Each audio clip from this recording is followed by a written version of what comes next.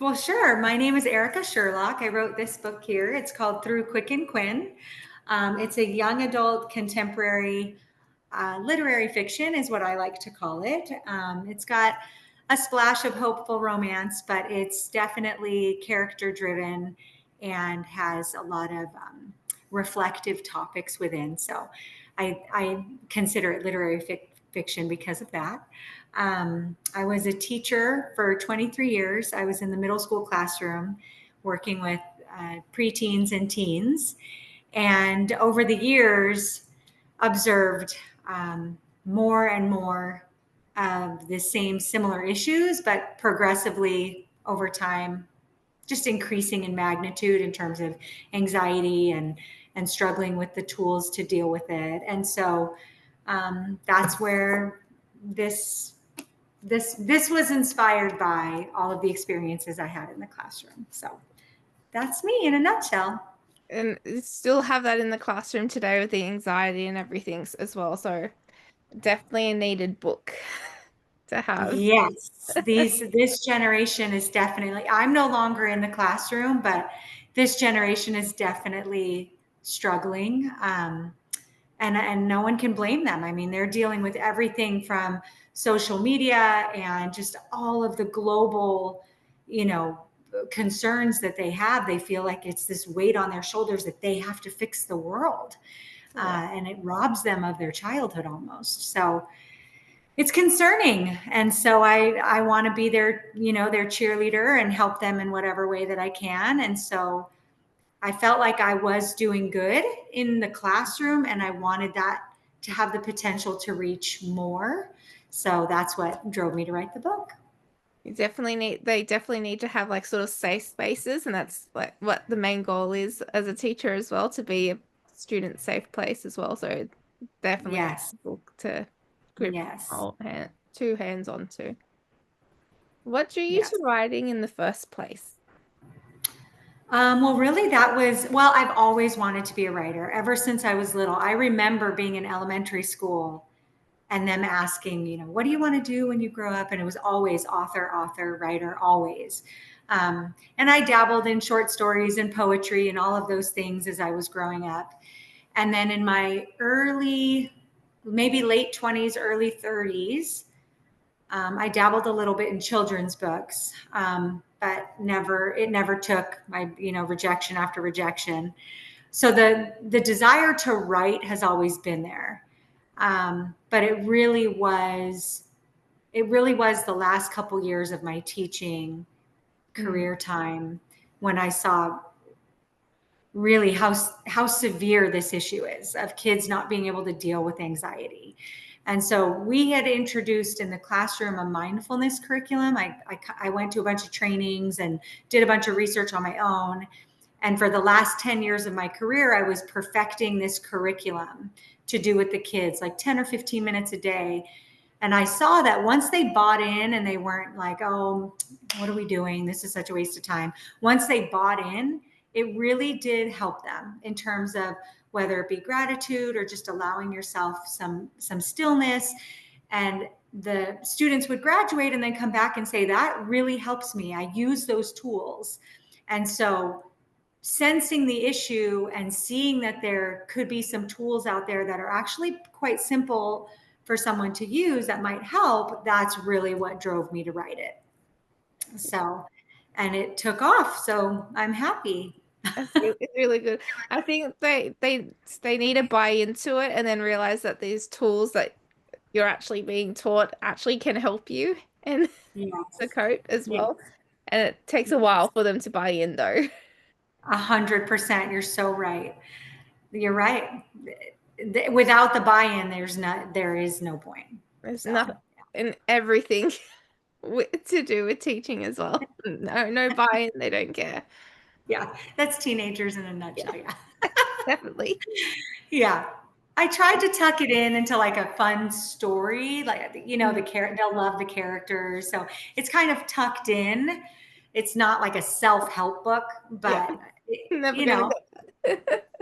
they wouldn't want to read that. No. So, How yeah. did you choose which characters to center the story around? Well, there are two main characters, one male and one female. Quinn is the female. And by the time we meet her, she's already gone through her healing journey. Mhm. It's really Quick, and that's his nickname. His name is actually Declan. Um, Quick is the one that the book is. He's the true main character. It's his character arc. It's his healing journey, and I think the reason I chose it that way is because oftentimes the people who had a harder time buying in and the students who had a harder time self-reflecting and looking inward at that age were the males. Mm. And so I wanted to honor how hard it can be for them in today's world to do something like that. And so that's why I chose Quick to be the main character. You sort of see that now as well, like really buying into men actually sharing about their mental health and everything as well. It's not something to shy away from. They actually need to look after themselves that way as well. Absolutely. Absolutely. And I say it in the book, and everyone, I mean, it's out there. It's not like I came up with it, but the only way through it is to go through it. There's no shortcut. There's no way around it. It's coming for you. We can either deal with it now, or we can struggle for the next 10 years and make all these mistakes and choose unhealthy ways of dealing with things and then deal with it later. But at some point you're going to have to deal with it.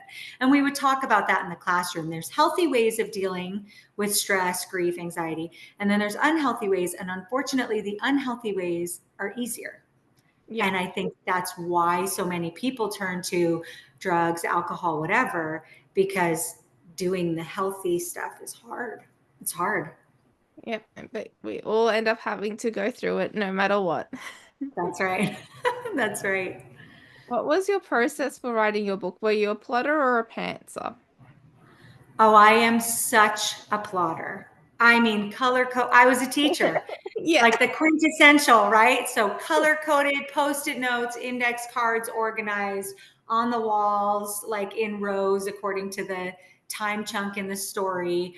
Um, I wanted to make sure, because it is dual point of view, and I wanted to make sure that Quinn wouldn't take over the story. And so I had color coded cards of the chapters as well, to make sure that, not that they had to be exactly 50-50, but that it wasn't Quinn telling 75% of the story, Yeah. because she would have. And so everything was plotted out. But as I went through, I had the whole story planned out, and I keep doing this because it was literally on my walls. But when I would get to a certain time chunk of the book, right? Like a certain semester of their junior year, what have you. I would take all of those cards and I would read through them and make some changes, because as I wrote the story, the characters took shape. And so some of my ideas in the beginning, I would get to and be like, oh no, Quick would never say that. Why would I put that in there? No, no, no. And so I would change some things around and read it and read it and read it. And then that's when I would be able to kind of visualize it almost like a movie and work through that section of the book. And I know a lot of people, shy away from or don't think it's good to edit along the way, but I actually found it really helpful. I wouldn't write a paragraph, edit a paragraph, but I would write Monday through Friday. I'm a very systemic person. So I would write Monday through Friday, and then Saturday, Sunday, I would read everything from the beginning and edit and revise the new chunk. And then Monday through Friday. And that really helped me. It really helped me keep the focus and remember everything. And it was good. It was Yeah. so much fun. I guess you would also find out if you've changed anything quicker, so you don't have to get through the whole book to realize you've changed something accidentally. It's like, okay, I've helped myself at this point. Exactly. Exactly. Um, what was your approach for character building and a bit of Well, world building to too? be honest, Emily, almost everything in this book, other than Quick's main struggle, that was not inspired by a student. Thank goodness, because it's a sad one. But everything else in the book really came from observations of students and their families over the years that I was in the classroom. I taught at a small private Montessori school. It was very village-like. The families, we were a village. And so a lot of what's in here was inspired by what I saw, real life issues. I actually forget your question. What was your question? How did you go about character building? Oh, character building, right. And so they're actually like a blend of the different students that I had over the years. The fun thing is that all of the students that I had at that Montessori school have an Easter egg somewhere in this book. Oh, that's really cool. Yeah, like a little nickname. I mean, they're teenagers, so most Yep. of them haven't read it yet, but whatever. But it's either a nickname or a funny memory or just something in there for them that they, I really, I dedicated the book to them. And but really the character building it was them. It was a blend of just them. I don't know how else to explain it. It's the easiest way to write is have characters, though, to have it based on actual people that you've worked and interacted with too, to Yes. make them feel alive. Yes. Yes. And all of my students were, I mean, they were my heart, so it poured out of me. So Makes it very easy to write. and fun. Yes. Did you have a favorite moment in the book to write? Yes, I did. There is a moment. Ooh, I get emotional when I think about it. There is a moment where Quick and his mom reach a healthier spot in their relationship, and the way that the mom goes about it is just heart tugging in every way.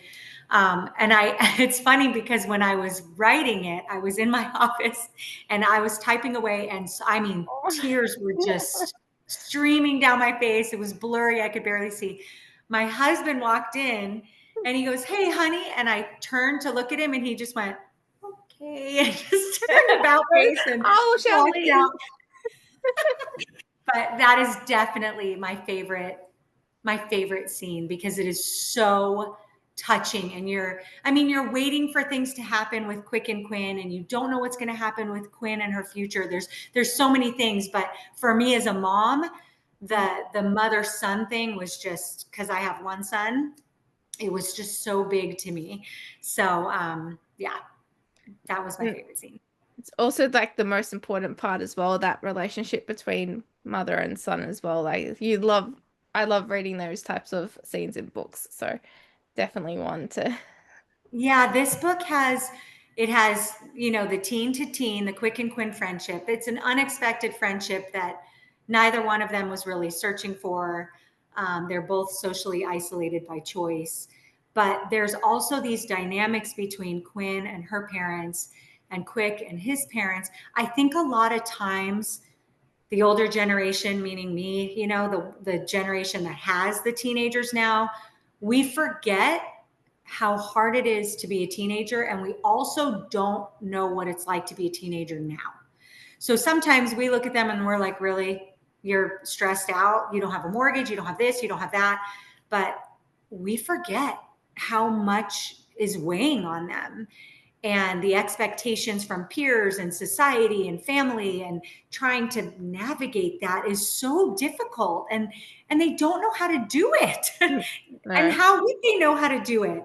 And so a big part of this book was, I'm hoping that if parents and teenagers can read it, buddy read, it will open up so many conversations. That's my dream.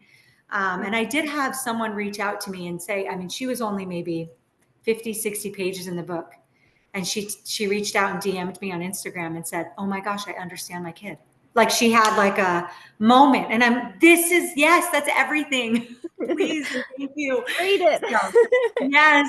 So it does touch on the character dynamics of, across generations. And I'm hoping that, the hands that it lands in, it helps. Yes, I think it will. No matter Thank, who reads it, it will help them thank completely. you. How has writing and publishing a book changed the way you see yourself, if it has? It has. This was a very spiritual journey for me. It coincided with, I've always believed in God, but knowing God the way I do now, that has been a journey over the last 2-3 years. And when I first got the idea for Through Quick and Quinn, it was, I don't know how to describe it other than a download. Mhm. And looking back now, I can see that God was pulling me away from a job that I never thought I would leave. I loved my job. It was my whole life. Mm. And all of a sudden it wasn't. All of a sudden I was like angry and not enjoying it. And it was bizarre. I loved the kids, but there were just these things happening. I don't know how to explain it. And God was pulling me away from it. And then I had this massive download of the whole thing, the full thing. I knew the title. I knew why it's Through Quick and Quinn and not just because of the pun. I basically knew the layout of the book like that. And I wasn't even thinking about writing at the time. And so as the process unfolded, I became more and more comfortable in admitting that this is something that God is having me do. And Mm. so it gave me a confidence. I cannot believe I wasn't on social media at all. And now I'm out there doing ridiculous dances and making a complete fool of myself, because God gave me the confidence and is telling me, no, this is what we're doing now. And you need to be all in. So I'm all in. So it has changed me a lot. It really has. It really has. And I've never been so at peace in my Mm. life. Even though my life isn't perfect and there's stressors all over the place, I feel very at peace. So it's nice. That's amazing, Yeah. honestly. Thank you. Are there any books or authors that inspired you to become a writer or in your writing? Yes, all of them. I think it takes a special type of courage to write. The vulnerability, the just feeling like you're completely exposed. I have more respect now for writers than I did when I was growing up, and I've always been an avid reader. Oh my gosh, Freckle Juice, like you name it, all the kids' books, I read them over and over and over, and I loved them all. And that's why I always wanted to be a writer. Mm. And now that I'm in this community on Bookstagram, which is the most supportive place on the planet, and I'm so grateful for it every day, I'm inspired by all of these authors. Honestly, the indie authors the Yeah. most, because they really wear all of the hats. They take this massive leap of faith and they do it all. They feel called to do it or compelled to do it. And it's just such a beautiful process to watch as they're going through, whether it be, the arcs or whatever Mm. stage they're on. And so they're definitely my inspiration. When I wrote this, I was like, I'm one and done. I don't know what I'm doing. I have no idea what I'm doing, but I'm just one. I said what I need to say. But now I'm so inspired by everyone on Bookstagram that I can't wait to do it again. You know? Dipped your toe in and like, actually, this is pretty good. I like doing this. Thank you, Yeah, everyone. I'm going to keep going. exactly. Yeah, and I'm having so much fun. And there's so many wonderful people. I know. Yeah. It's crazy to me how supportive strangers, and they're not strangers anymore. I mean, I really have established true friendships with people I've never met, but the amount of support and encouragement is overwhelming. It's beautiful. I think it's amazing that everyone supports each other and like hypes each other up. Like there's no jealousy or like you're going to take readers away from me. It's like, yes, go get my friend's book. Like you'll love Yes, it. I love that. Yes. What advice would you give to a writer working on their first book? And if you had got given any advice? Yeah. Yes, it was just do it. I think everybody waits for a perfect time, right? And that's with everything, like, oh, I really want a dog, or I really want to have a baby, or whatever it is, but it's not the right time. There's no right time. And there's no, life happens. So there's no 8 hour chunk of uninterrupted time. You can't constantly be waiting for those. You just have to start and give yourself the grace, have that self-compassion, that even if you only got 15 minutes in, just go for it. But I think that imposter syndrome, I think especially with indie authors, is so real. It is so real. And I think that convincing ourselves that that's not, it's not a thing. We need to ignore it, push it out, whatever, and just go for it. Just do it. I know that's not great advice. Just do it, but that's truly it. You can't. You can't It's a do mindset. anything. You can't do anything if you don't have anything written on a page. It needs to be there for you to do anything with it. That's right. That's absolutely right. Do you have a favorite writing snack or drink? I actually don't. And it's the same when I read. Like, I don't get up, I don't eat, I don't drink, I don't use the restroom, I don't I just sit and zone out, and do my thing. I really don't. I know that's weird. No, but it's fair though. You're in the zone, you're focused. You don't want anything to Yes. take away from it. That's completely fair. Do you Yes. do you have music on, or is it silent for you? It's totally silent. If I might have like nature sounds, like water. I love that kind of stuff. Um, I did do that sometimes, but not religiously. Really not. No, it had to be silent. My dog is always snoring because he's a pug. And Yeah. so the whole flat face noises, that's the ambiance. That's You got what's a in the little room. you got a little bit of ambiance in the room to help you through, but otherwise Yes. it's all right. I think if I Yes. was listening to music, I would sing along with it rather than write. I would get distracted. Yes, exactly. I get too distracted. I'm very, so I have to be very focused. Yes. And Yeah. my final question is, who has been the biggest supporter of your writing? Well, of course, my husband has been amazing. He read it from start to finish when it was still on typed, for my printer paper. And he he doesn't understand half of what I talk about when I tell him what I did on Instagram. Oh, I did a giveaway today. Oh, okay. So he's listening, and I'll mention people. I'll say handles. They're not even real people names, and oh, is that the one from Idaho? I'm like, yeah, that's the one from Idaho. So he's just very attentive, very loving, very supportive. Asks me all the time, hey, did you check your Amazon ranking? How's it going? He's very cool like that. But in terms of, but he has to, he's my husband. In terms of the support, it really is coming from Bookstagram. It really is. It's So, amazing. yeah. You definitely need that support though, because it keeps you going and keeps you like, It yep, I'm does. doing this. Yeah, because there are days where it feels deflating and it's so oversaturated. The market is so oversaturated, and there's thousands and thousands. I wouldn't even know how many. And so there are days where we feel like we're screaming into a void, but to have those few friends that remind us, when I'm having a bad day, she'll do it for me, or vice versa. No, we're going to keep doing this. So it is nice. It's so nice. I don't think I would still be if they weren't there. You need the friends who understand what you're going through and sort of be your Absolutely. the hype team as well. Yeah. Yes.